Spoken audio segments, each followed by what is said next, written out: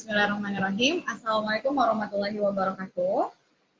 Waalaikumsalam warahmatullahi wabarakatuh.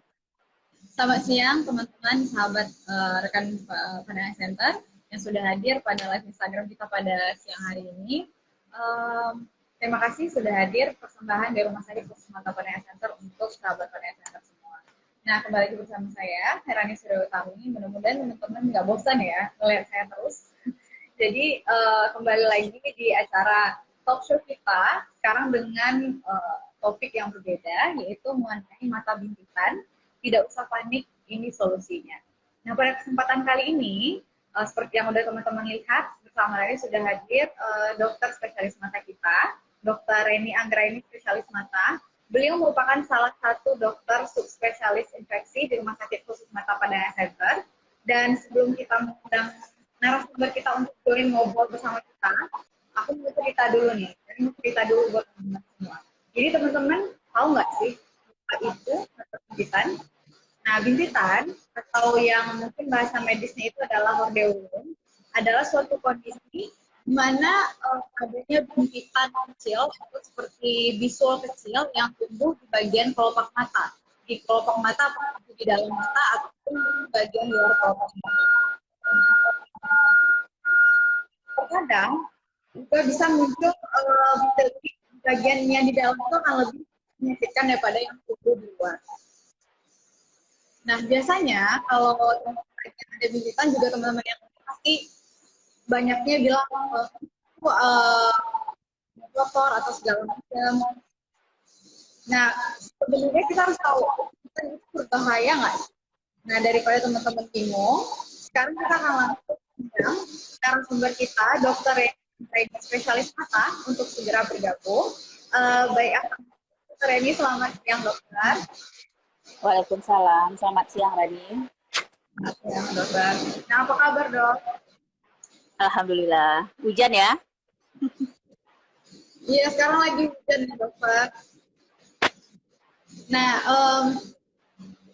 sekarang pembahasan kita ada tentang mata bintitan nih dokter. Sebelumnya kita biar kita pada bingung karena keadaan mata bintitan itu pasti udah biasa, udah teman-teman sahabat Pandangan Center udah banyak yang mengalaminya dokter, bukan keadaan yang langka juga. Nah, sebenarnya bintitan itu apa sih dokter? Oke, terima kasih Rani. Jadi kalau bahasa awamnya bintitan, kalau kita di medis kita mengenalnya namanya ada hordeolum. Jadi hordeolum itu adalah inflamasi atau infeksi yang biasanya mengenai kelopak mata. Jadi kalau kita biasanya lihatnya seperti bisul, bisa di kelopak mata luar, juga bisa di kelopak mata bagian dalam. Jadi sebenarnya dia adalah infeksi. Jadi itu penyebabnya infeksi ya dokter ya? Ya, jadi yang paling banyak itu katanya adalah kuman dari Staphylococcus aureus. Itu yang paling banyak menyebabkan bintitan. Hordeolum ya namanya kalau bahasa medisnya. Gitu. Oh, selain infeksi, berarti penyebab yang lain selain infeksi, berarti itu bukan bintitan ya dokter ya? Bukan, jadi itu yang nanti kita bedakan dengan namanya kalazion. Jadi kalau istilahnya ada bintitan, ada kalazion. Kalau yang bintitan lebih ke arah hordeolum. Jadi itu kalau lebih jelasnya itu adalah infeksi yang mengenai kelenjar. Jadi di kelopak mata kita itu kita punya kelenjar minyak ya. Ada namanya Zeiss, ada mole, kemudian juga ada meibom. Nah, kalau terjadi infeksi dari ketiga kelenjar ini, nah itu yang akan menyebabkan terjadinya hordeolum. Gitu.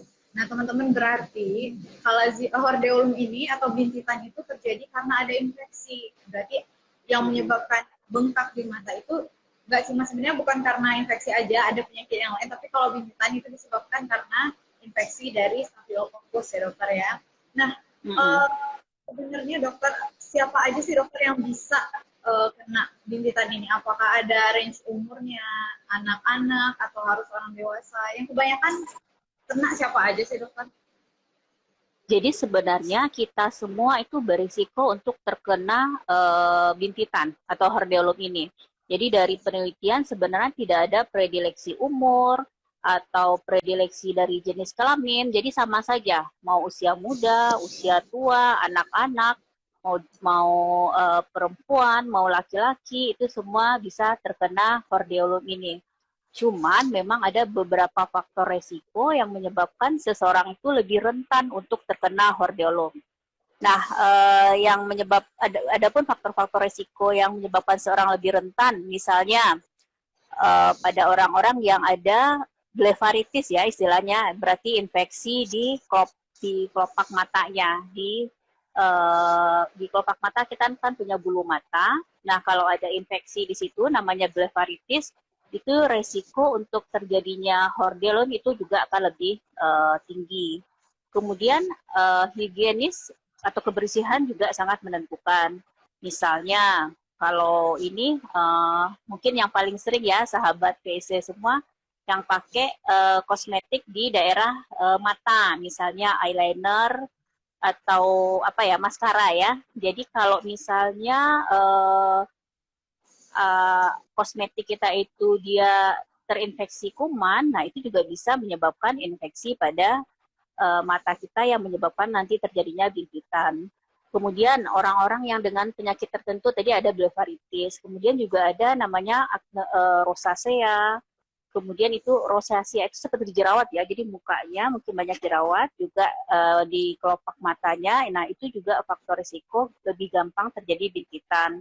Kemudian mungkin orang-orang yang higienisnya kurang, tangannya kemudian sering pegang-pegang kelopak matanya, misalnya yang sering pakai yang pegang kelopak mata apa? Biasanya kan kalau ke kawan-kawan ada yang pakai kontak lens.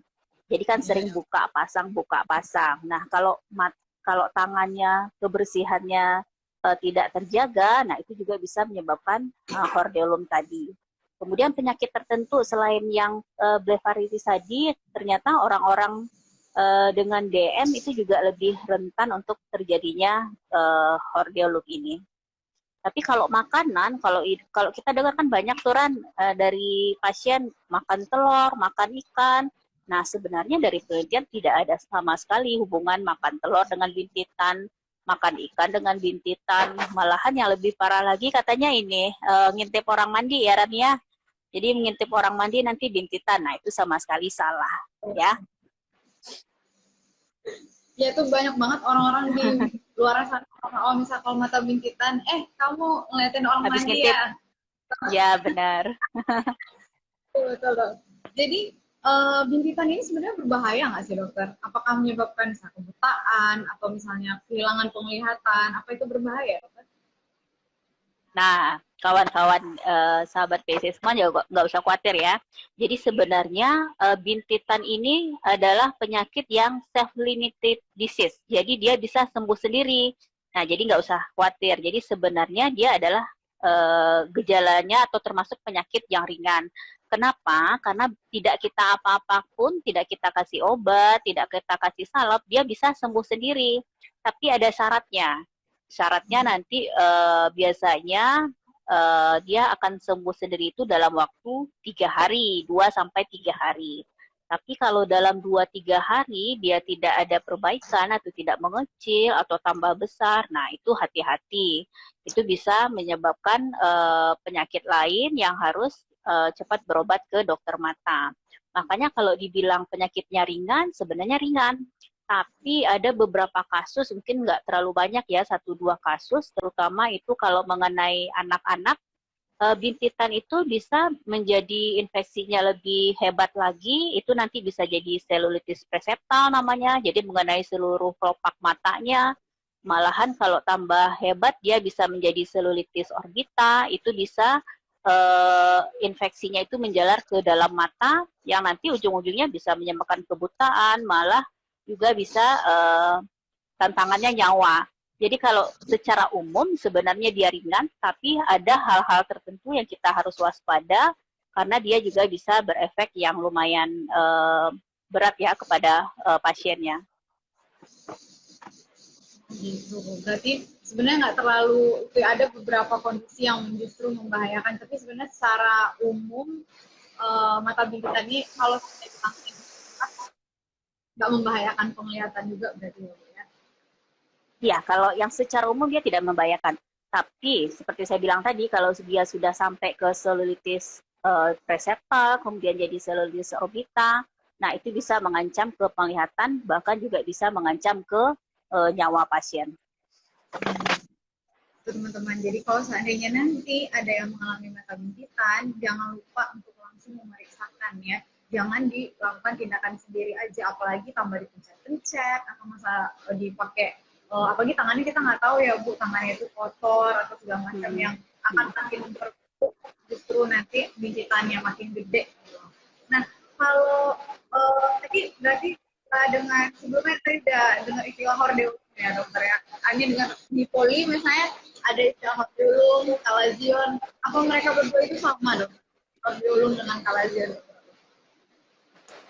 Jadi sebenarnya beda ya. Dia kalau dari tampilannya dia sama-sama bengkak di kelopak mata. Tapi dia berbeda. Yang satu infeksi. Berarti kalau infeksi dia adalah hordeolum. Kalau infeksi berarti ada kuman penyebabnya. Nah, yang satu lagi yang kalazion dia juga bengkak tapi dia non infeksi.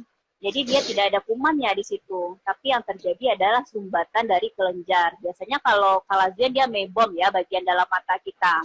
Jadi dua hal yang sangat berbeda sebenarnya.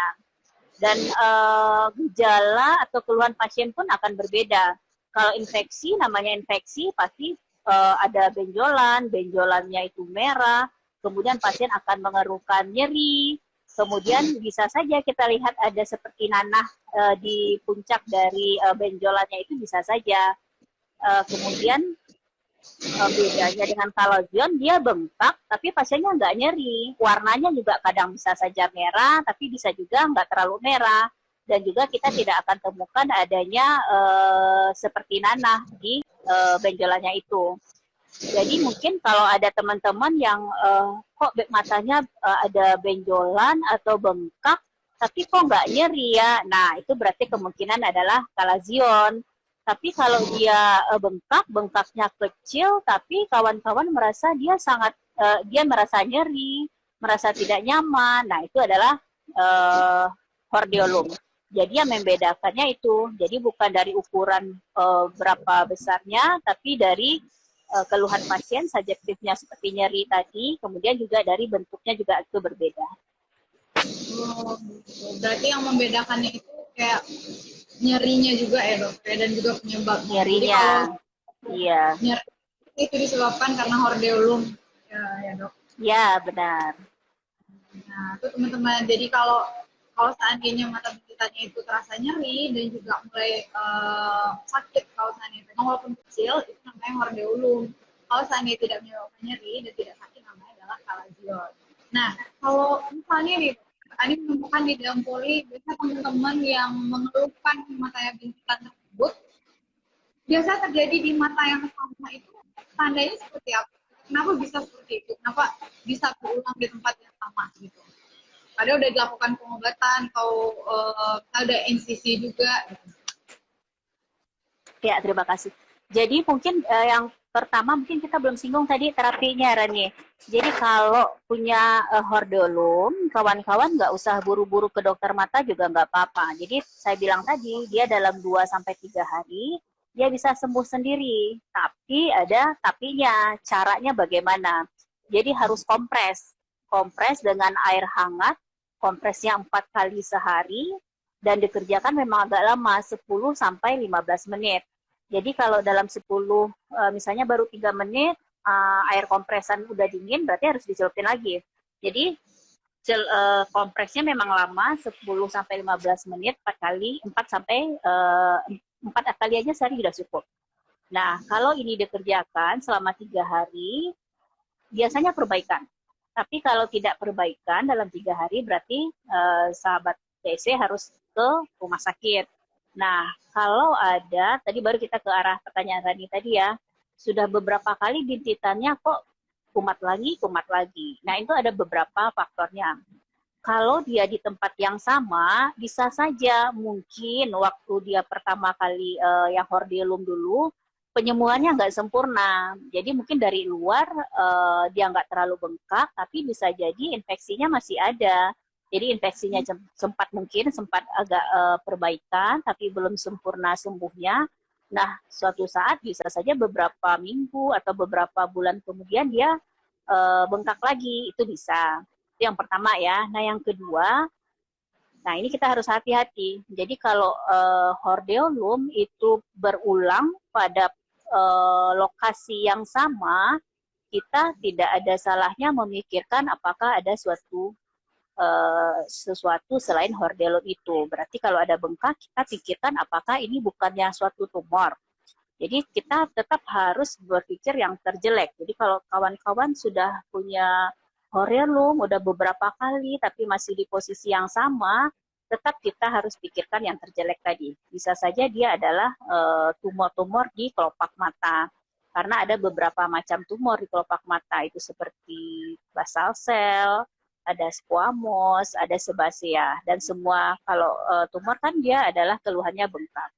Jadi kalau sudah seperti itu, kita biasanya biopsi ya, kita ambil sedikit bagian yang bengkak itu untuk kita periksakan di patologi anatomi untuk menentukan apa sih sebenarnya, apakah cuma seradang kah atau memang sudah ada suatu keganasan. Gitu, Radi. Oh, berarti kalau seandainya untuk hordeolum, jadi teman-teman kalau misalnya nggak sakit, jangan buru-buru dibawa ke rumah sakit berarti ya dokter ya. Dikompres aja gitu, dikompres dengan air bukan nggak sakit sih patokannya, kalau namanya hordeolum pasti sakit tadi kan. Tapi kalau dia masih 1 hari 2 hari, boleh saja kompres dulu pakai air hangat seperti yang tadi. Nah, lihat dalam 3 hari. Kalau dalam 3 hari dia nggak perbaikan, baru. Karena seperti tadi, dia sembuh sendiri sebenarnya penyakitnya, asal yang tadi itu kompres hangat yang rajin. Nah, jadi teman-teman kalau seandainya tadi kata dokter untuk penanganan di awal di rumah dulu, jangan buru-buru, misalnya baru 1 atau 2 hari dikompres dengan air hangat selama 15 menit ya dokter ya?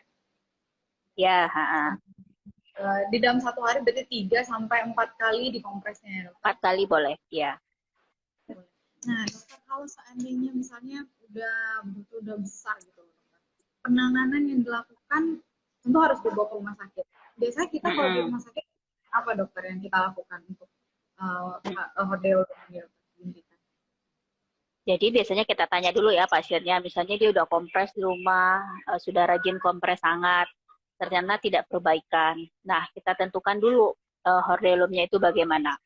Kalau misalnya biasanya kita tetap kasih obat dulu ya. Kita kasih bisa saja dia berupa obat salep topikal, kita oles di situ, salep antibiotik, atau ada beberapa keadaan tertentu yang kita berikan antibiotik oral, antibiotik yang diminum. Misalnya dia sudah menyebabkan selulitis preseptal, biasanya kita sertakan dengan antibiotik oral yang diminum.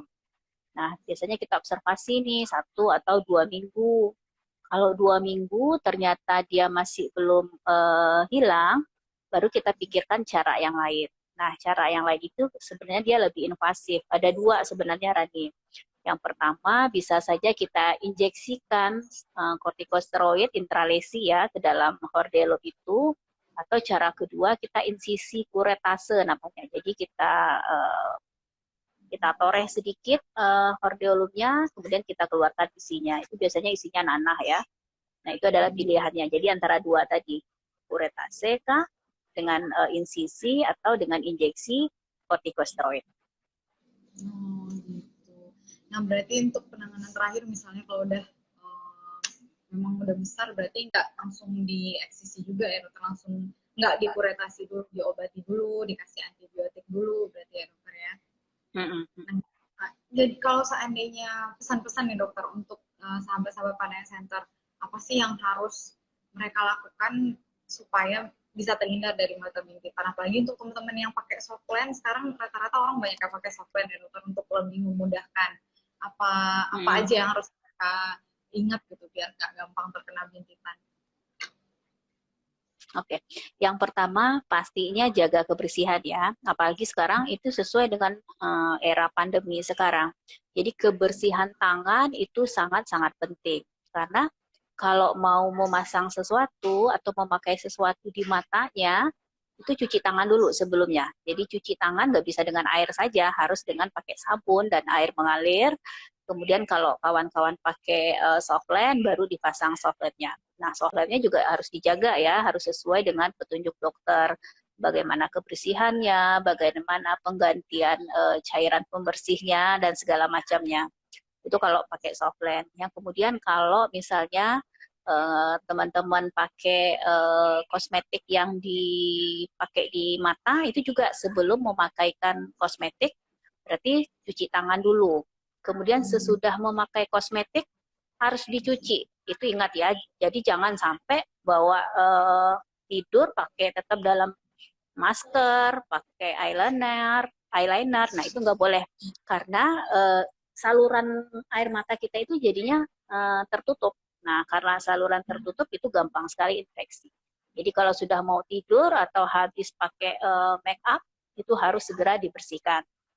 Nah, kemudian itu yang dua. Yang ketiga yang juga perlu diperhatikan, jangan gonta-ganti, bukan jangan gonta-ganti, jangan pakai punya teman. Karena kan kita teman nggak tahu ya, kosmetik misalnya nanti pakai eyeliner teman, pakai maskaranya teman, karena kita nggak tahu mereka makainya gimana. Atau jangan-jangan di mata teman kita itu dia punya blefaritis.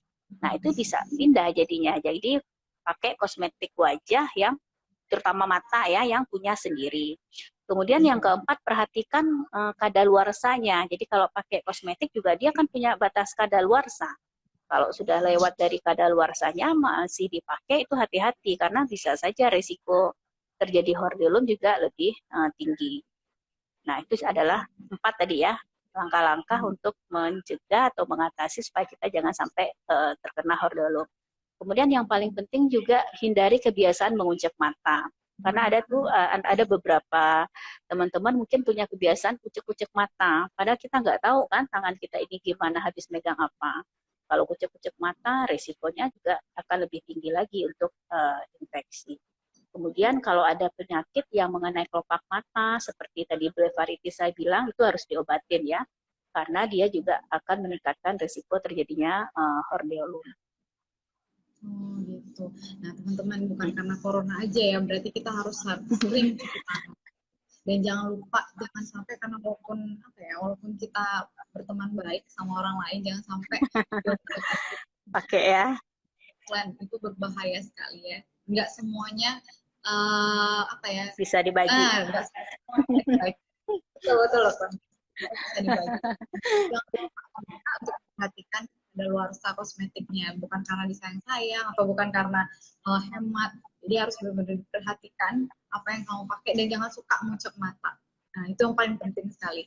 Walaupun udah cuci tangan, tapi jangan dibiasakan untuk sering mengucap mata. Nah, dokter, ini karena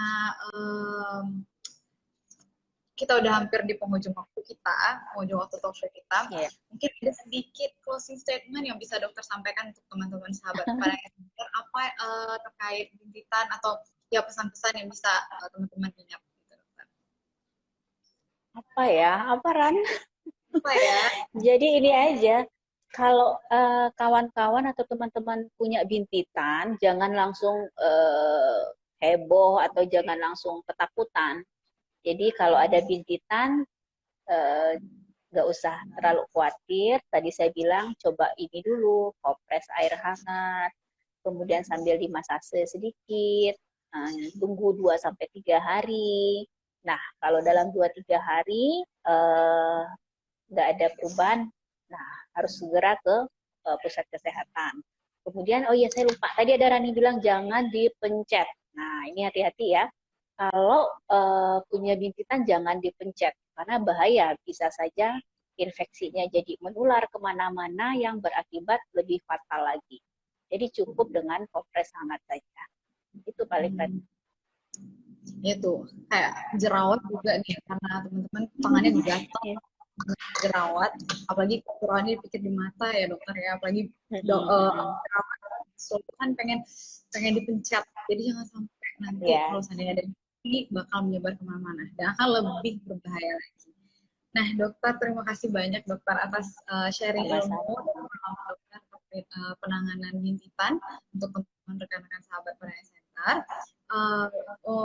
terima kasih juga sudah mengikuti live Instagram kita pada hari ini semua, dan terima kasih juga Rumah Sakit Wisma Tapanuli Center dan juga seluruh panitia yang sudah memastikan live Instagram ini berjalan baik. Untuk itu saya lebih dan kurang mohon maaf karena sekarang juga jaringannya juga nggak terlalu bagus. Selamat sore. Assalamualaikum warahmatullahi wabarakatuh. Terima kasih Dokter Eni. Waalaikumsalam warahmatullahi wabarakatuh. Makasih Radit, makasih PC.